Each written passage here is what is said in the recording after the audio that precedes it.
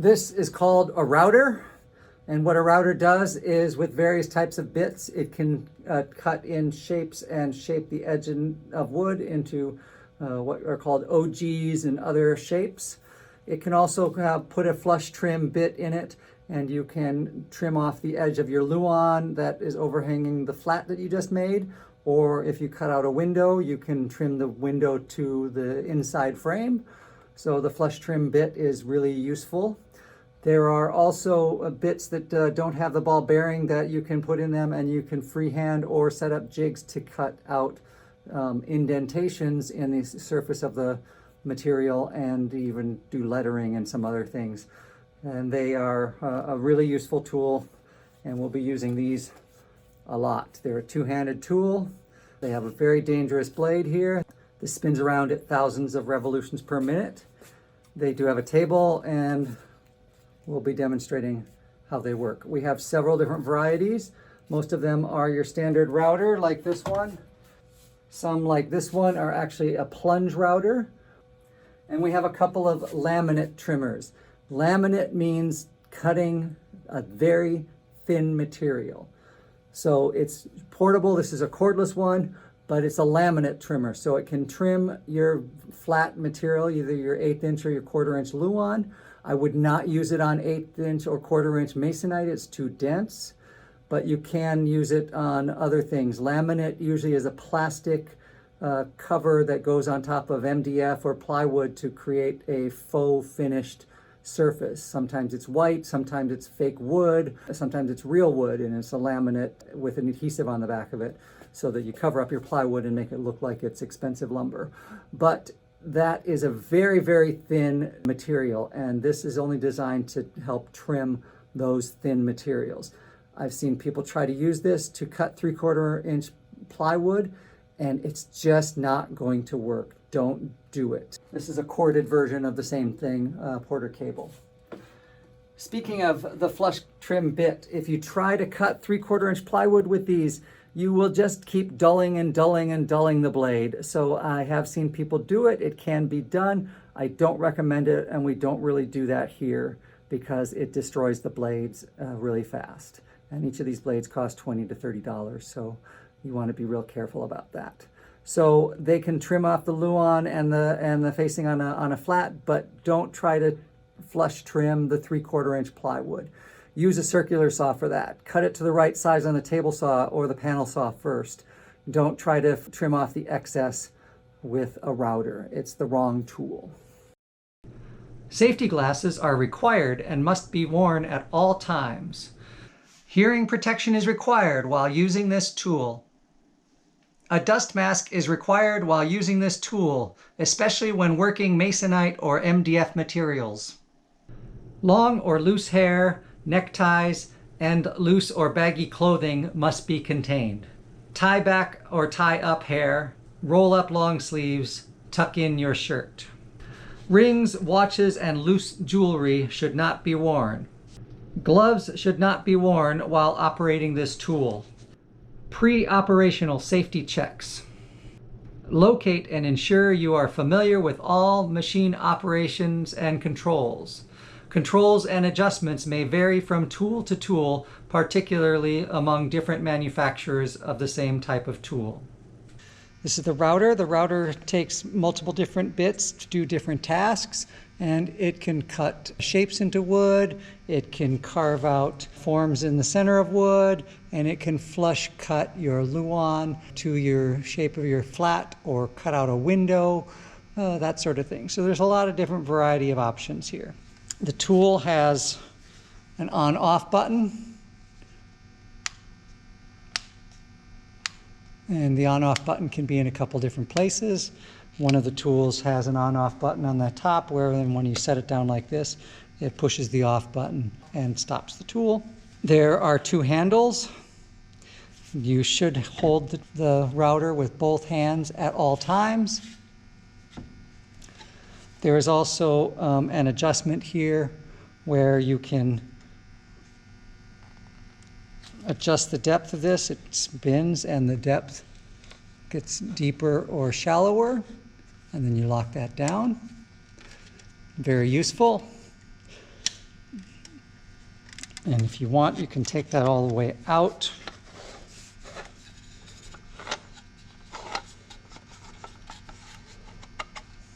So you can see what changing the bit looks like. You need 2 wrenches for changing the bit. You need to hold the bottom one with one hand, and then you need to unlock the top one. And again, it's counterclockwise for loosen, clockwise for tightening. Standard threaded action. So you can sometimes just do that, and then this loosens up, and when this loosens up, the bit slides out. There are 2 different sizes of shanks for the bit. There's the 1/4 inch shank, this one, and the 1/2 inch shank, this one. You do need to change out the entire collet if you are switching from one to the other. This collet is designed for 1/4 inch shank bits.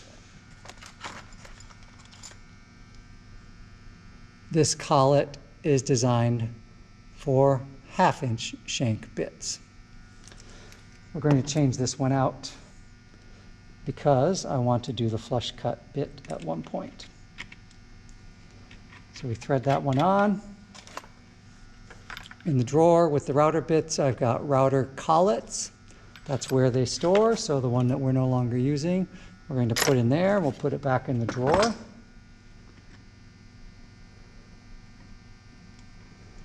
This should fit in. Have it slide in all the way and tighten down. Now when you're tightening and loosening, you want to think about which way you've got leverage here. If I'm doing that, I've got a lot of leverage. If I'm doing that, I don't have any leverage and I got to use every bit of my muscle. So think about when I'm tightening, I want to be doing that. And when I'm loosening, I want to be doing that, or I could be doing that. So it's the same action, whether I'm loosening or tightening.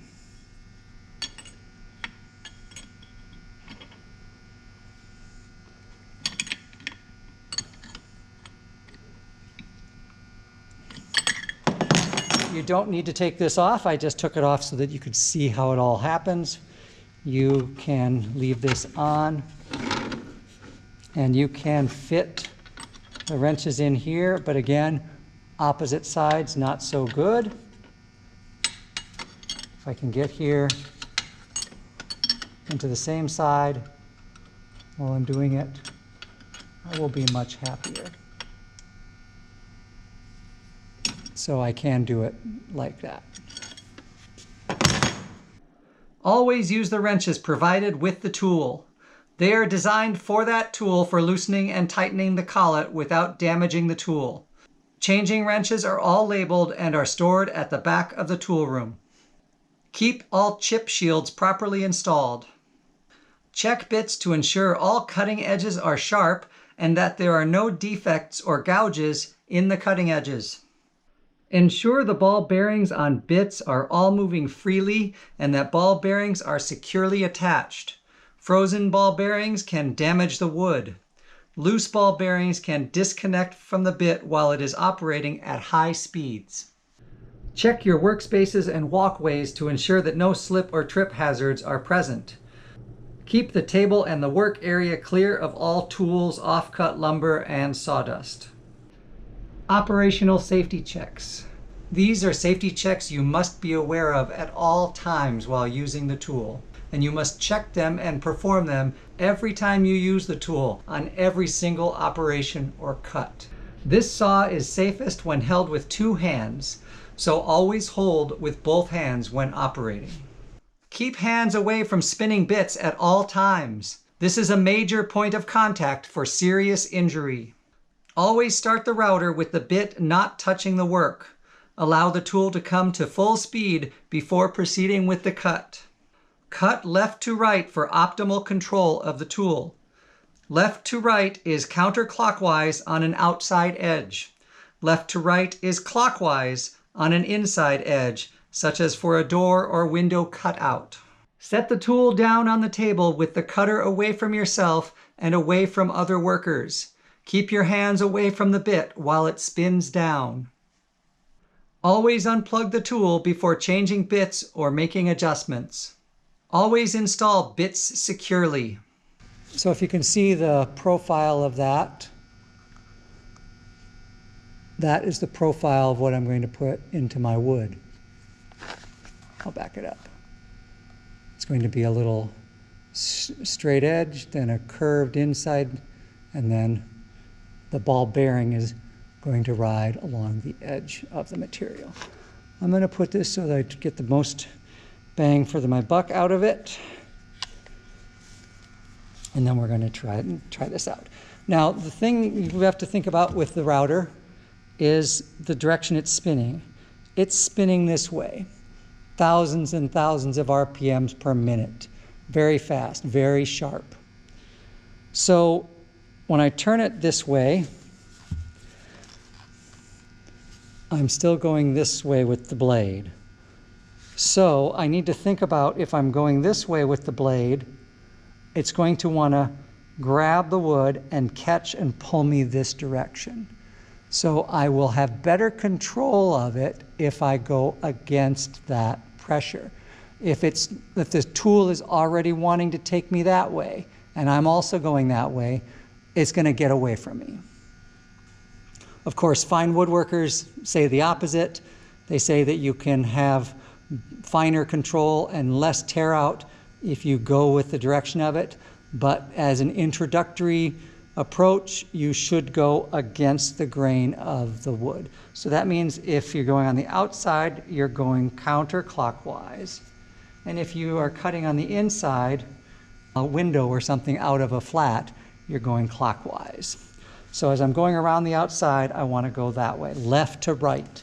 Always going left to right. It's just when you're inside with a window, your left to right is reversed.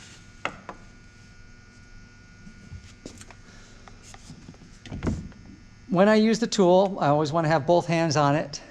I always want to keep the table flat against the wood. I don't want to lift up. And if I do any of these sorts of things, it's going to get away from me. I always want to start the tool with the blade away from the wood. Then when it comes up to full speed, then go into the wood.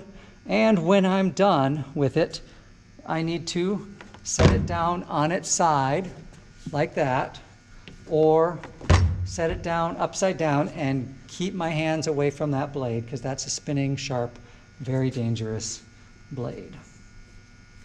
I'm going to clamp my piece of wood to the table. I don't have a lot of space there. So, just so you can get an idea of how this works, I turn it on. It spins really fast, and then I set it down, get my hands away from it, let it stop, unplug it before changing bits or adjusting it, that sort of thing. Keep it flush on the wood. I'm touching the wood, so I want to back up a little bit before I start it.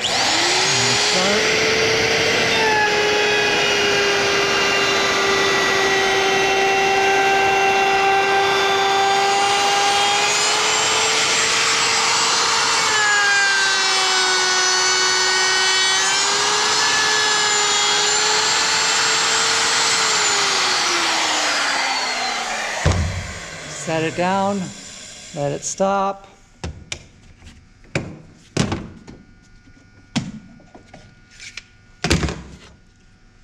And that's what routers are good for, making shapes in edges of wood. The shape is going to be best if you're using solid lumber. This is 1.5 inch pine, and it's going to be clean. You can't really do this with plywood. Plywood isn't going to make a nice clean cut. You need solid lumber, whether it's hardwood or softwood.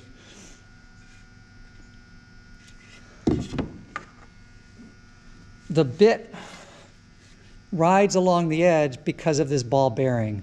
So when it comes here to the edge, the ball bearing stops and it cuts that shape into the wood, and you just keep that ball bearing riding on the edge of the wood. If you stay in one place too long, the ball bearing is going to heat up and burn your wood, and if it's a fine woodworking project with hardwood, you probably don't want to do that. There are different shapes for making different types of shapes into your wood. This one's called the OG. The OG does this double S-shaped thing. There are some bits that don't have ball bearings on them, and these are for cutting out patterns and shapes inside the wood. But if you need to do that, what you're going to need to do is you're going to need to clamp yourself a fence that will control the cut based upon the shape of this outside ring. And the fence, the temporary fence will limit you so you stay exactly within the shape that you want. Freehanding with a bit like this is going to be a challenge.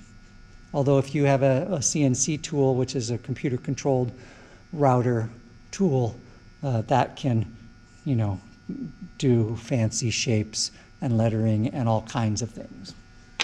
Those are usually expensive and they take up a lot of space in the shop, and our shop doesn't have one.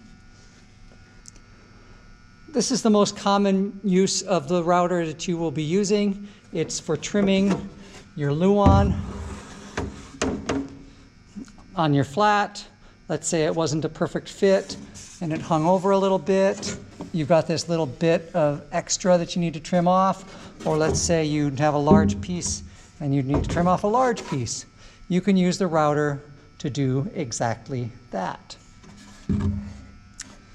There are several things we need to do to set up first. We're going to use the flush trim bit.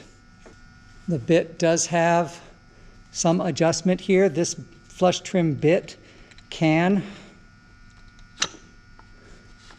go pretty deep. What we want to make sure is that these two ball bearings are riding on the wood for the frame of the flat. And since we're only cutting for 1/4 of an inch, we only need 1/4 of an inch exposed. But we probably want slightly more than 1/4 of an inch, because if we have exactly 1/4 of an inch, we might actually not cut where we want. But if we have more than 1/4 of an inch and there's some imperfections in the wood, like down here, you can see there's some chunks of wood taken out. If that ball bearing rides on that chunk of wood, the whole router is going to dig in and cut into our flat a little bit. You can see that my ball bearing is below the surface of my material.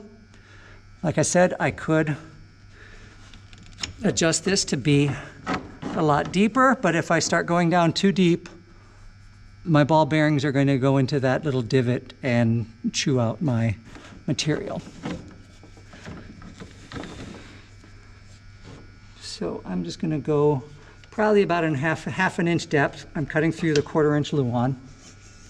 I also want to make sure that my staples here, my staple there, and my staple there, and all my other staples, they're not poking out through here. If there is any metal from the staple poking out and that hits the blade, it's going to dull the blade. And that's going to make it not cut well at all. In fact, it's going to leave trails of uncut material where we don't want it. So you don't want that blade on a router ever to come into contact with any metal. You also want all of these staples to be flush. If they're sticking up, that's going to make it hard for the router to work. So I want to be able to ride my router along the edge like this. And I'm actually going to start the router back here come forward and go around the corner.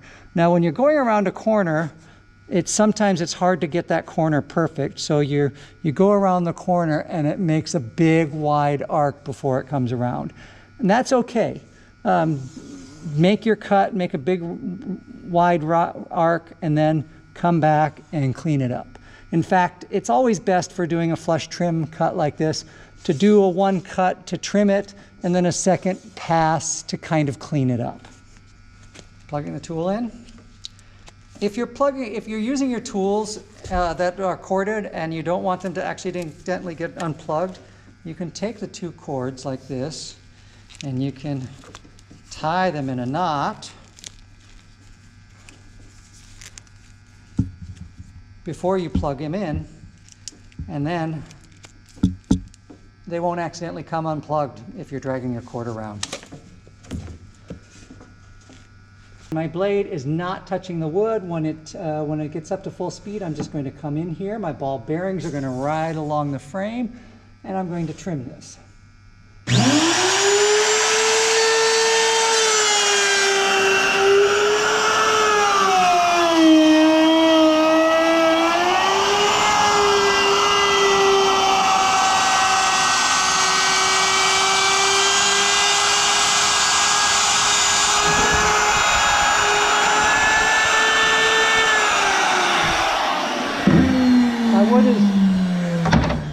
My work is shifting around a little bit, so I'm going to back it up. I'm going to get where I can clamp it. If it was a full life-size flat, it probably wouldn't wander around. It's a tiny little sample.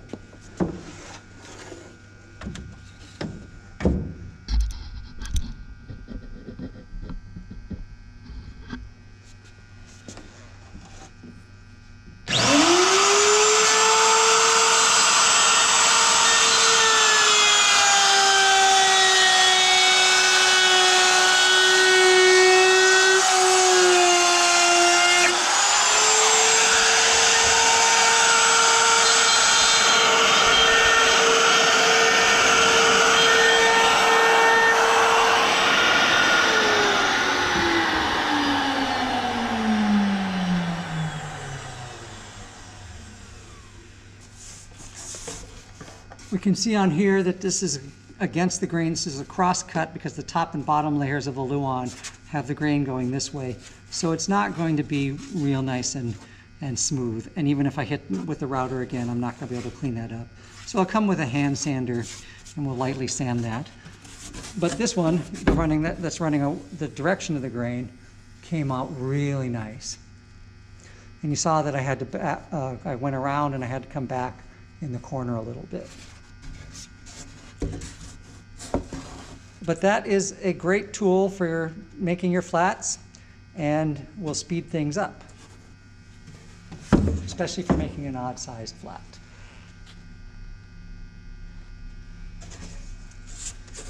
Saw at the end that I just sort of went this way with the router. That's because I lost all of my framing in my sample. It just ended there.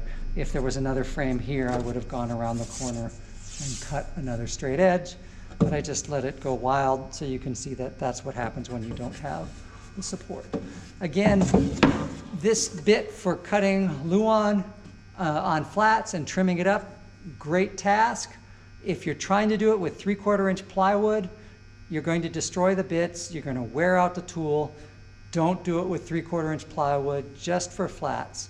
If you were doing hardwood lumber and pine and other things, you could use this for cutting thicker pieces of pine and hardwood, but don't do it for trying to trim a platform lid around the frame.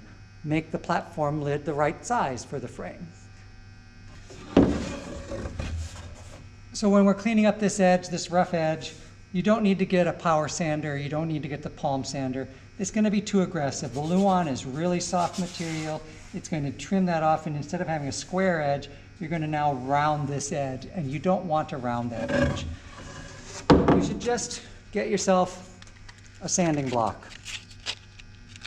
A hand sanding block is all you need. You have a whole lot of control with the sanding block. It takes a sheet of paper, you cut in half, and It's not quite a full half of a sheet, it's a little less than a half of a sheet, but then it fits in these little slots, and then you can hand sand it. And it really, all it is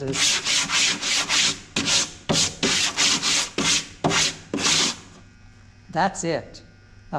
Getting a power sander, like I said, you're going to round that off. If you want to, you can go along all of your edges just to clean up any of those little splinters that are going to catch in your hands or catch in the painting crew's hands. Lauan is famous for splinters, so that's all it takes to clean up that edge and make it nice and pretty and ready for painting and treatment. These are potential hazards to be aware of while operating this tool.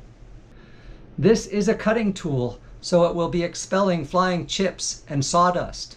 Chips and sawdust can be propelled at high speeds and cause injury to exposed skin. Always wear protective clothing and PPE. Contact with the rotating bits can cause serious injury. Flying chips and sawdust could cause eye injuries. Always wear safety glasses while using this tool. Cutting finer grained materials such as MDF lumber or masonite can generate very fine particles of dust, creating an additional inhalation hazard. Noise levels can rise above 100 decibels. Protect your ears by wearing hearing protection while using this tool. Do not use faulty equipment. If something is not working properly, or if you suspect something is wrong with the tool or machine, please report this to your instructor and/or to the A&L technical director. Do not force the router. Listen to the sounds of the tool. Adapt as needed for different densities of materials, for different thicknesses, and for when cutting imperfections or through knots. Never reach under the tool.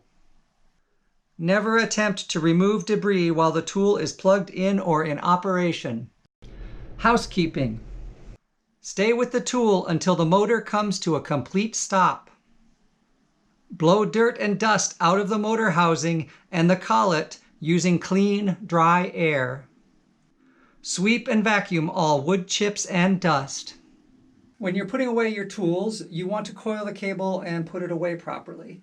Now there's 2 or 3 methods of doing the cable coiling and dressing the cable and putting the tool away properly. I'm going to tell you which ones are better and which ones are not so good for the tool. The first one you'll see is if it has a zip tie or a tie line on it. That's real easy. It's just like coiling cable, which you're going to learn in electrics when you take the electrics class, the lighting class, and you just coil it up into a nice, small, tidy spool. And then you take that Velcro tie, you see the tie, and you just wrap it around, and that bundles it. And that helps, and then you can just sort of tuck it around the tool and then put it away. The second way to do the cable is to, first of all, untangle your mess here.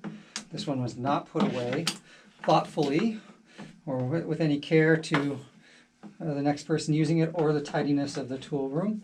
So you take your cable and you fold it in half, especially with a long cord. This is really good. Then you fold it in half a second time. So you get it till it's about around 2 feet, to 18 inches to 2 feet, and then you take this end, loose end, not the end that's closest to the tool, but the end that's furthest from the tool, and you just go wrap it around, and then you pull these loops through, and it makes a nice, tidy little bundle. And that is ready to be put away neatly. The third method, not so effective and not really very preferred, is to take your tool and to just wrap it around a lot. This doesn't really secure it. You can sneak it through here in the end if you want. But what this does is this puts a little bit of a strain on this part of the cord as it goes into the housing and the motor.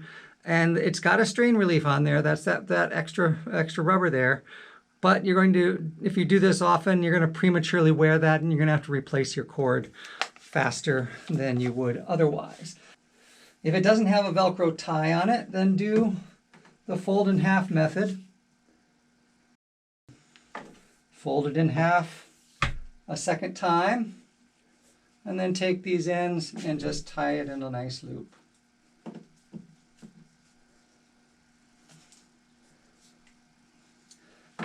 And that will keep all the cables tidy. That'll keep the tool room clean and organized, and everyone will be happy.